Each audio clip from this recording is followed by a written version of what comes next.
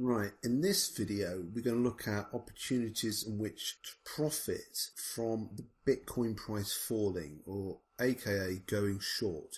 So we want to sell Bitcoin at a certain level and buy it back at an even lower level.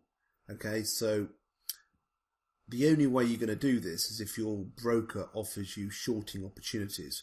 So the only way, if you're locked into a broker which allows you just to buy Bitcoin, is just to sell your Bitcoins and then buy them back later on and you accumulate more Bitcoins.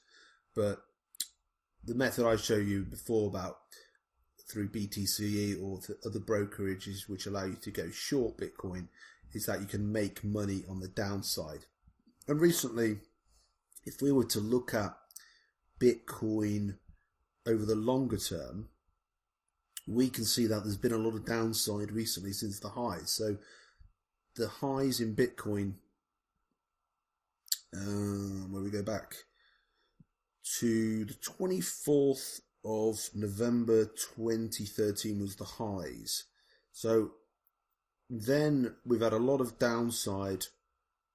Even around today, there's a lot of downward pressure in the Bitcoin price. So over the last year, you could say if you went short, you would have made money. There's not much money to have been made by going long. So this is why being able to short Bitcoin is a good financial tool to have in your arsenal. Okay, so what we're looking for on this particular chart, let's give an example. Okay, so let's have a look here. So as we talked about it in the outline of our trading strategy and the taking long trades, short trades work in much the similar way.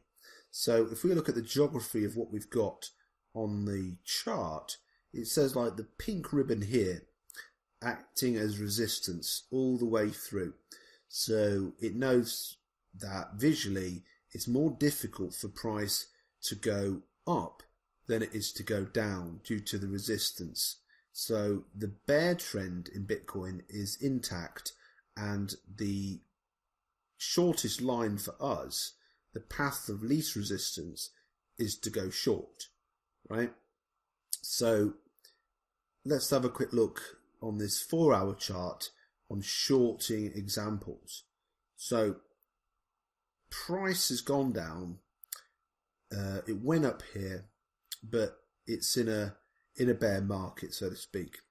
So ultimately, we're looking for opportunities to sell Bitcoin when there's been a rally against the dominant trend.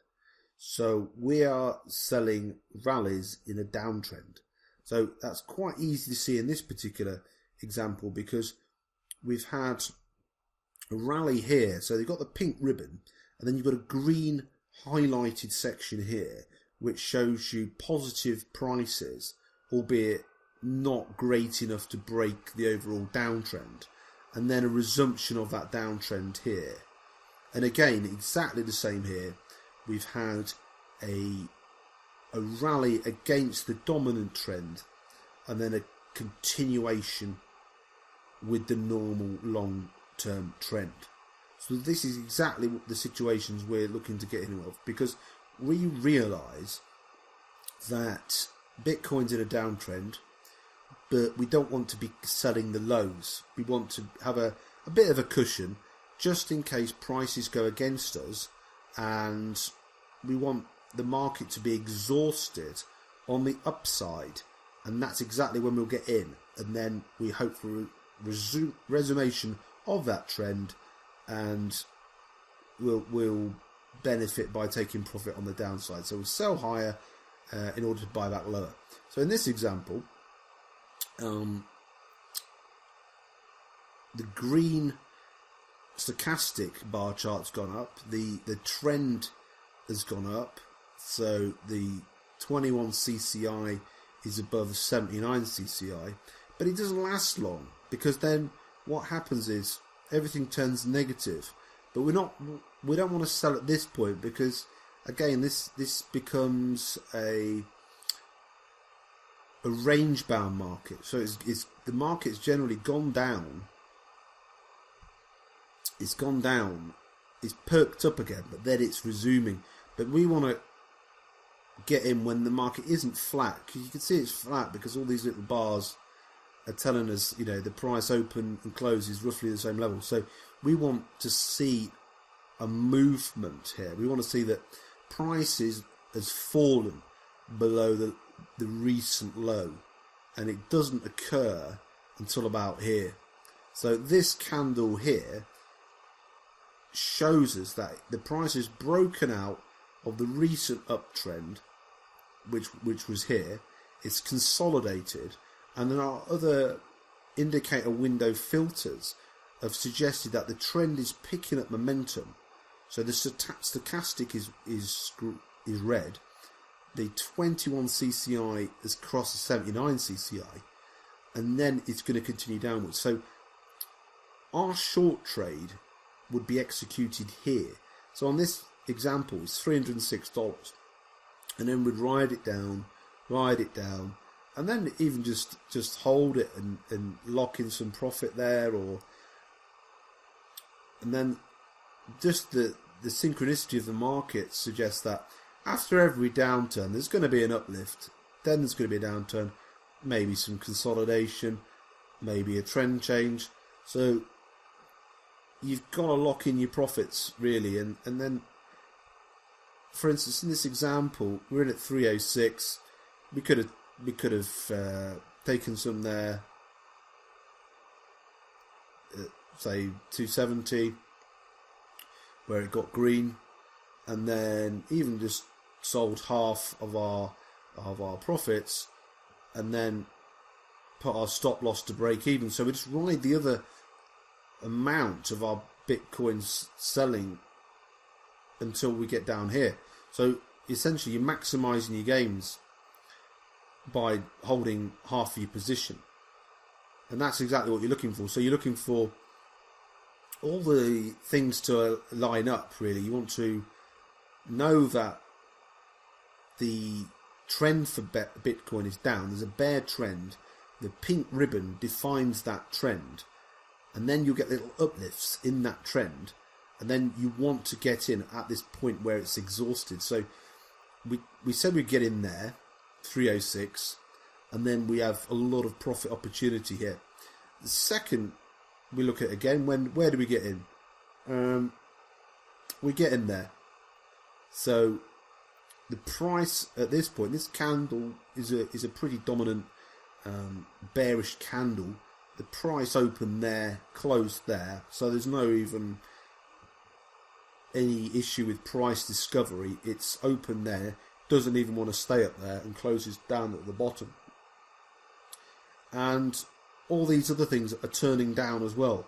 Perhaps we're a bit too early in this example, because the 21 CCI is above the 79 CCI, but it looks at that point that you could have got in at that point. If you really wanted to make sure where it did turn down, you would have got in here. Yeah, but sometimes you miss out. But I personally would have taken the risk at that point, because it looks like with this example here, you've got a green uptrend in a downtrend, and this particular candle has shown that it tries to break out for the upside. It tries, because you see this big wick which is bigger than the body of this candle, and it exceeds this resistance. But what the price does when it's above this level is it says, I don't like it up here, I'm going to come back down again and rejoin the trend. So it tries to break out but just can't. And then every subsequent candle after that is below that. So it can't even retest those highs, and the bulls have another chance. It just comes back down, and the trend is resumed. So you could have got in there, and again you could have ridden this trend down. So the key thing is you enter at the point where there's a well-established trend. It's not too late to enter that trend, and then you are maximising your profits there. So if we look on try and find another example on a smaller time frame.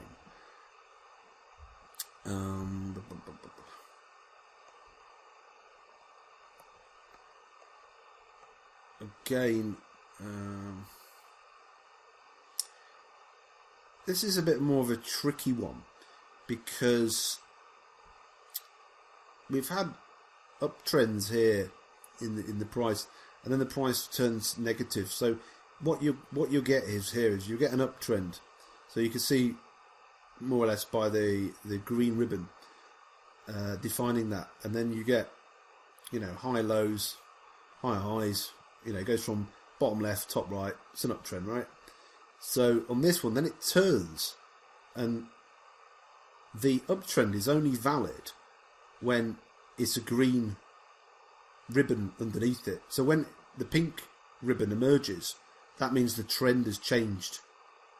Now, this one is a bit more difficult to take advantage of because of the expansion in the price when this has happened. So if you look at these big grey body type candles here, it shows only a couple of candles have moved the overall theme of the market from bullish to bearish. So this isn't a very good example of when to get in, because the candle size is just too big. That move's just too volatile in terms of your risk reward to get in. So you would look, like on our previous example, as a better situation to get in, where there's a long continuous thing, and even the candles are quite small in the context of the overall price. Now, when there was, on that previous example, the candles broke out, then it's very difficult in terms of your risk reward to take advantage of that.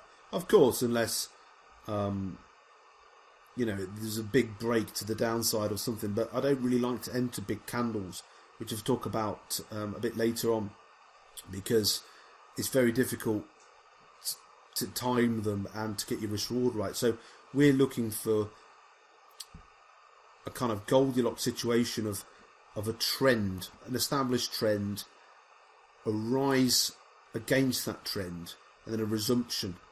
So again, let's have a quick look here.